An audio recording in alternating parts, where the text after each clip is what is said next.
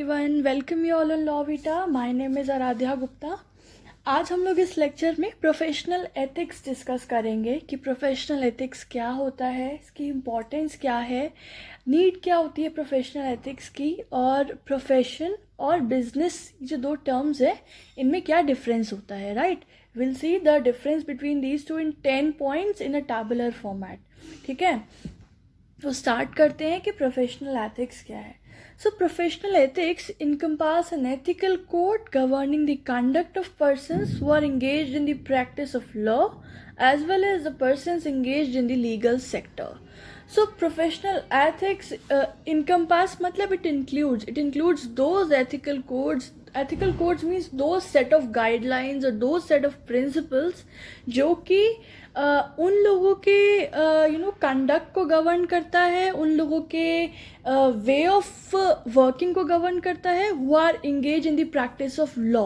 तो वो लॉयर्स भी हो सकते हैं, जुडिशियल ऑफिसर्स भी हो सकते हैं, और जो भी लीगल ऑफिसर्स होते हैं, and all those persons which are engage in the legal sector. तो उन लोगों के कंडक्ट को गवर्न करने का जो मैकेनिज्म है, जो सेट ऑफ guidelines हैं, that is professional ethics. Right, all members of legal profession have a paramount duty to the court and towards the administration of justice. हमारे लीगल प्रोफेशन के जितने भी मेंबर्स होते हैं सबकी पैरामाउंट मतलब कि ग्रेटेस्ट ड्यूटी होती है कि सभी जो है towards the court and towards the administration of justice, towards the concept of natural justice which is in accordance with the law, उसको उसके टुवर्ड्स एक एक इम्पॉर्टेंस रखें, एक रिस्पेक्ट रखें, एक ऑब्लिगेशन रखें. That is the duty of all the members of legal profession. It is important that legal practitioners conduct themselves with integrity, provide proper assistance to the court and promote a public confidence in the legal system. कि क्योंकि वो हमारे legal system का part हैं, और जो भी society है, सोसाइटी के रहने वाले जितने भी लोग हैं उनका जो है फेथ लूज ना हो लीगल सिस्टम में. तो उसके लिए जो भी लॉयर्स हैं, जो भी जजेस हैं, जो भी और लॉ प्रोफेशनल्स हैं, ऑफिसर्स हैं, उन लोगों का जो भी कंडक्ट है, अगर वो अपने कंडक्ट को सही तरीके से, ईमानदारी से और सही ऑब्लिगेशन से, ड्यूटीज़ को फुलफिल करके परफॉर्म करेंगे, तो लोगों का जो फेथ है लीगल सिस्टम पे वो बरकरार रहेगा, वो कॉन्फिडेंस जो है वो लूज नहीं होगा. राइट, सो इट्स इम्पॉर्टेंट कि जितने भी लीगल प्रैक्टिशनर्स हैं वो विद इंटेग्रिटी, विद ह्यूमैनिटी और विद जस्टिस जो है वो अपने कंडक्ट को परफॉर्म करें. In carrying out their duties, they are required and expected to deal with other members of legal profession with courtesy and integrity. And it is very much important, being the guideline of professional ethics, कि जितने भी members हैं legal profession के, beat advocate, beat दी court officers, beat दी जज, वो सभी जो हैं, बाकी जितने भी उनके मेंबर्स हैं, को कलीग्स हैं, ठीक है, या उनके सीनियर ऑफिसर्स हैं, उनके जूनियर ऑफिसर्स हैं, उन सभी के साथ एक कर्टसी के साथ, कर्टसी मतलब कि एक पोलाइट मैनर में, एक प्लीजेंट बिहेवियर में बिहेव करें, उनके साथ अपना जो है रिलेशनशिप मेंटेन करें. Advocates apart from being professional are also the officers of court and play a vital role in the administration of justice.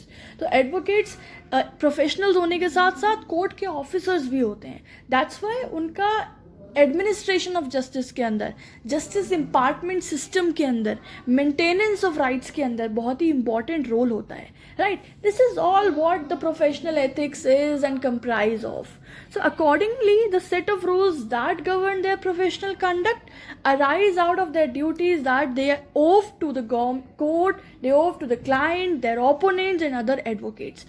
तो accordingly professional ethics क्या है? It's a set of rules जो कि govern करता है advocates का या बाकी जो भी लोग engage हैं in the legal profession, उन लोगों के professional conduct को govern करता है, जो भी उनकी duties हैं towards the court, towards their client, towards their opponent as well as to their co-advocates. The rules and professional standards that an advocate needs to maintain are mentioned in Chapter 2, Part 4 of Bar Council of India Rules. तो ये याद रखो कि professional standard के जो भी rules हैं that an advocate needs to adhere या नीड्स टू मेंटेन, वो आपके bar council of India rules के चैप्टर 2 और पार्ट 4 में मेंशन है. Chapter 2 and part 4 of Bar Council of India rules, right? And these rules वहाँ पे तो mention किए हुए हैं, लेकिन ये provided है in the section 49(1)(c) of Advocates Act 1961. This is very important and this is very important. तो ये rules हमें कहाँ से मिलते हैं? These rules have been provided by section 49 clause 1 subclause C of Advocates Act 1961. Now what is the need of professional ethics? हमने अभी जाना कि प्रोफेशनल एथिक्स क्या होता है, कैसे मेंटेन होता है, लेकिन अब हमें ज़रूरत है जानने की इसकी ज़रूरत क्या है. What is the need of professional ethics? So the legal profession is necessarily the keystone of the arc of government. बड़ी प्यारी और पोएटिक लाइन है ये कि legal profession is the keystone of the arc of government. मतलब अगर for example ये government का स्ट्रक्चर है ना, ऑफ एनी स्टेट, उसका जो की स्टोन है, जो सबसे ऊपरी हिस्सा है, दी सेंटर एज, जिसने बाकी पूरे पोर्शन को कंट्रोल किया हुआ है, so that is legal profession. So legal profession is that keystone of the arch of government, right? If it is weakened and allowed to be a subject of corroding and demoralizing influence of those who are controlled by crafty, greedy or gain or other unworthy motive, sooner or later the arc must fall. यहाँ ये कह रहे हैं, बहुत आसान सी बात है, कि अगर ये जो की स्टोन है ना हमारे आर्क ऑफ गवर्नमेंट का, अगर ये वीक पड़ गया कुछ क्राफ्टी लोगों के, कुछ ग्रीडी लोगों के, कुछ अपने मतलब के काम कराने के लोगों के, कुछ मलाइस इंटेंशन वाले लोगों के कंट्रोल में अगर आ गया ये, तो बहुत ही मतलब सूनर और लेटर ये आर्क की जो गवर्नमेंट का एक सेटअप है, एक सिस्टम है, मैकेनिज्म है, वो फॉल हो जाएगा, right? So it is necessary to have the professional ethics, ताकि ये भी जो भी ये करोडिंग इन द सेंस, जो भी ये जो डिस्ट्रॉय करने वाले जो भी इन्फ्लुएंसेस हैं, या जितने भी ये डिमोरलाइजिंग इन्फ्लुएंस हैं जो कि पब्लिक का कॉन्फिडेंस लूज करते हैं इन द जस्टिस या लीगल सिस्टम, तो उस सब से बचाने के लिए it is very important to have certain professional ethics for the persons who are engaged in legal profession, right? The future of a country depends upon the maintenance of the shrine of the justice, pure and unrolled by the advocates. ज़रूरत है कि हमारी country का जो justice system है उसको protection मिले, right? क्योंकि हमारा कंट्री का जो फ्यूचर है ना, वो जस्टिस सिस्टम में, जस्टिस मैकेनिज्म में बेस्ड है, उस पर डिपेंड है, right? So it should be pure. वो बिल्कुल भी किसी भी तरीके के ग्रीड से, किसी भी unfair practices of either advocate or any other person engage in the legal profession, उससे हिंडर नहीं होना चाहिए. It can not be so maintain unless the conduct and motive of members of legal profession are what they object to be. Therefore, it becomes a plain and simple duty of the lawyers to use their influence in every legitimate way to help and make the bar what it is ought to be. इसीलिए ज़रूरत है, और ये duty होनी चाहिए of every lawyer, right, of every legal professional, कि वो अपना जो भी अपना परफॉर्मेंस कर रहे हैं, देयर मोटिव और their objective should be to make the bar, जो वो होना चाहिए, जो कि एथिकल है, जो कि प्रोवाइडेड है by the rules, by the legislation, that what law or what bar ought to be, right? अपना जो भी हम काम कर रहे हैं, the influence shall be such that will be legitimate, that should be reasonable and acceptable, right? The members of bar, like judge, are officers of the court and they should hold office only during the good behavior, and this good behavior should be defined and measured by ethical standards as necessary to keep the administration of justice pure and unsullied. मतलब कि जैसे अब हमने अभी तक advocate की बात की, अब हम यहाँ पे जजेस की बात कर रहे हैं. जजेस जो ऑफिसर ऑफ द कोर्ट होते हैं, तो उन्हें भी अपना ऑफिस जो है इन अ गुड बिहेवियर होल्ड करना चाहिए. गुड बिहेवियर मतलब कि उन सारे स्टैंडर्ड्स को, उन सारे गाइडलाइंस को फॉलो करते हुए, जो कि प्रोफेशनल कंडक्ट का पार्ट है, to keep the administration of justice pure and unsullied. Unsullied मतलब being not damaged by any outer influence or negative influence, right? Such standard may be crystallized into a written code of professional ethics, and the lawyer failing to perform thereto should not be permitted to practice or retain membership in particular organization. और जो भी व्यक्ति, जो भी lawyer in professional ethics को, code of conduct को अगर confirm नहीं करते हैं, उन्हें फॉलो नहीं करते हैं, तो उनको बार कर देना चाहिए, उनको परमिट नहीं करना चाहिए तो प्रैक्टिस इन दी ऑर्गेनाइजेशन और in the legal profession, right. तो ये है आपका concept of professional ethics. What are the need of professional ethics in the legal system और for maintaining the administration of justice. Let's have the conclusion here. The professional ethics are also termed as the duties to be followed. Obviously, these are the morals and the basic courtesy which every person in this profession should know. They're not only the duties to be performed because the bar council had made the law, but these are the ethics, the manners, the basic manners which one should incorporate within them. These are the duty towards the court, the client, the colleague or opponent. I don't think I need to explain this. This is very crystal clear. Whatever we have discussed up to now, that's just a conclusion written in a simplified manner. Right.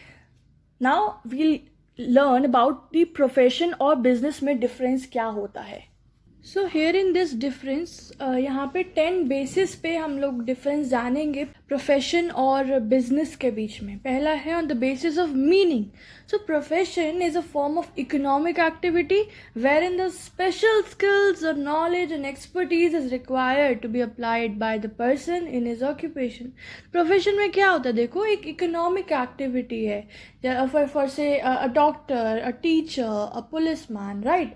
तो वहाँ पे आपको एक special skill चाहिए होती है. Like if you are a doctor, so you need a specialization in medical studies, right? If you are a teacher, you need to be expert in your subjects for which you are going to teach. तो आपको special skills होना चाहिए, special knowledge होना चाहिए, expertise होना चाहिए, right, जो भी पर्सन उस ऑक्यूपेशन में अप्लाई करेगा.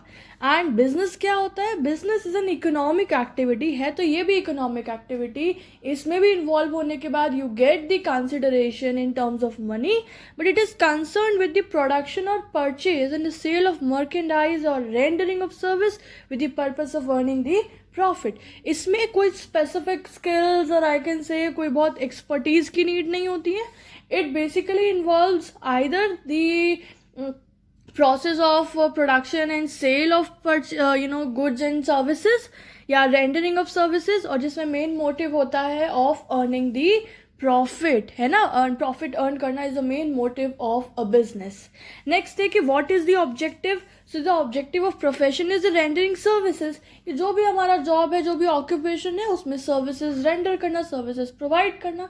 And on the other hand business का मेन मोटिव क्या होता है, मेन ऑब्जेक्टिव क्या होता है, ज़्यादा से ज़्यादा प्रॉफिट गेन करना या प्रॉफिट अर्न करना, राइट. थर्ड बेसिस है द एस्टेब्लिशमेंट. सो ये प्रोफेशन या बिजनेस कैसे सेटअप होता है, कैसे स्टेब्लिश होता है. So a profession, membership of the respective professional body and the certificate of practice. So basically to be the member of any profession, you need to have the membership of that professional body, either the medical institute or the some academic institute. So you need to get your membership done in that particular professional institute या body. Whereas business के context में on business established on the decision of the entrepreneurs and fulfillment of the legal formalities. या तो single person भी business start setup कर सकता है, या एक से ज़्यादा लोग मिलके, जो भी एंटरप्रेन्योर्स हैं, जो भी बिजनेस स्टार्ट सेटअप करना चाहते हैं, वो लोग आपस में डिसाइड करते हैं और सारी लीगल फॉर्मेलिटीज़ को फुलफिल करते हैं, एंड उसके बाद जो है बिजनेस स्टेब्लिश हो जाता है. फोर्थ है आपका क्वालिफिकेशन. मैंने बताया था प्रोफेशन में a person needs to have a specialized knowledge of is duty, जो भी वो परफॉर्म करने वाला है इन इस प्रोफेशन.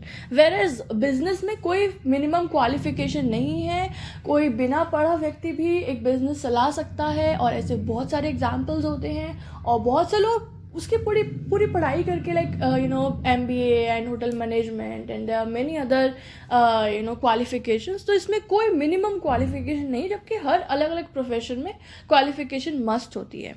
फिफ्थ है आपका कैपिटल. तो देखो प्रोफेशन में एज सच कोई कैपिटल का रोल नहीं होता है, that requires a limited capital. Whereas business में it requires a huge capital required as per the size and nature of business. जैसा आपका बिजनेस है, उसके नेचर, उसके साइज पे डिपेंड करता है कैपिटल, ठीक है. The money that will be involve in that particular business.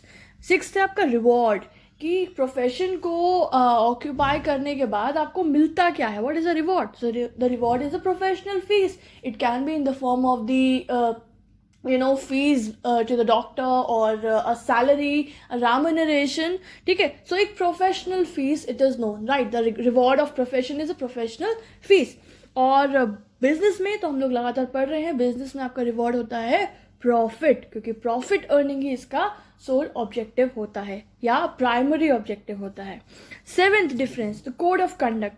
तो जितने भी प्रोफेशनल्स होते हैं they have to perform their code of conduct as per the professional ethics. ठीक है, उनको प्रिस्क्राइब्ड है that they have to follow the set of rules और regulations which have been provided or has been prescribed under the professional ethics. और जबकि business में आजकल वैसे बड़े बड़े business houses have been set up certain committees, और उसके बाद कई सारे ethics code of conduct business arena में भी आ गए हैं, but as such there is no prescribe code of conduct. कोई प्रिस्क्राइब, कोई कोडिफाइड या फिर फ्रेम्ड कोड ऑफ कंडक्ट नहीं है in regard to the business. Eighth difference है द ट्रांसफर ऑफ इंटरेस्ट. तो प्रोफेशन में ट्रांसफर ऑफ इंटरेस्ट नहीं होता है, नॉट पॉसिबल, लेकिन बिजनेस में it is possible. We all know about that. Ninth, risk factor. तो ऑल्दो प्रोफेशन में भी होता है कि हाँ कल जो जॉब छूट सकती है, देयर इज एन अपॉर्चुनिटी, या फिर मतलब for I am just taking the example of doctor. तो हो सकता है कि कुछ सीजनल या पर्टिकुलर टाइम पे they are more patients, but एक टाइम पे दे आर लेस पेशेंट्स. तो रिस्क फैक्टर होता है पर कंपैरेटिवली कम होता है. लेकिन एक बिजनेस में risk factor is always present. हर वक्त रिस्क फैक्टर जो है वो प्रिवेल करता है बिजनेस में. कभी भी मंदी बोलते हैं ना, मंदी आने का डर रहता है to a businessman. He has to take in to consideration all the risk factors involve in the market. और लास्ट हमारा difference, key difference of the difference between profession and business is the advertisement. तो कोई भी profession में आप हो तो professional conduct के रूल्स के अकॉर्डिंग प्रोफेशन में एडवर्टीजमेंट जो है वो प्रोहिबिटेड होता है. You can not do the advertisement of your profession. करते हैं लोग, लेकिन वैसे प्रोहिबिटेड है by the professional code of conduct. लेकिन on the other hand business में तो एडवर्टीजमेंट का बहुत ही ज़्यादा रोल होता है ना. Products and services are advertise to increase sales. Advertisement के माध्यम से ही तो क्या नाम है, किसी भी बिजनेस का, चाहे इधर वो किसी प्रोडक्ट का हो या सर्विसेज रेंडर करने का हो, तो उससे सेल्स या उससे जो आउटपुट है वो इंक्रीज होता है. तो इसीलिए एडवर्टीजमेंट बिजनेस में is very important and every business house does so. Guys, ये हो गया हमारा difference between profession and business. ये हमारा पहला लेक्चर था प्रोफेशनल एथिक्स का. आप लोगों को लेक्चर कैसा लगा, please let me know the comment section. And for any doubt, again, let me know in the comment section. For the notes PDF, you can either contact on our email ID or on our Instagram page. दोनों के ही link या details description box में है. और कौन कौन से topic हैं इस सब्जेक्ट के जो मुझे कवर करने चाहिए, ये भी आप मुझे कमेंट्स के माध्यम से बता सकते हैं. पढ़ते रहिए, ध्यान रखिए अपना. Have a good day. Bye bye.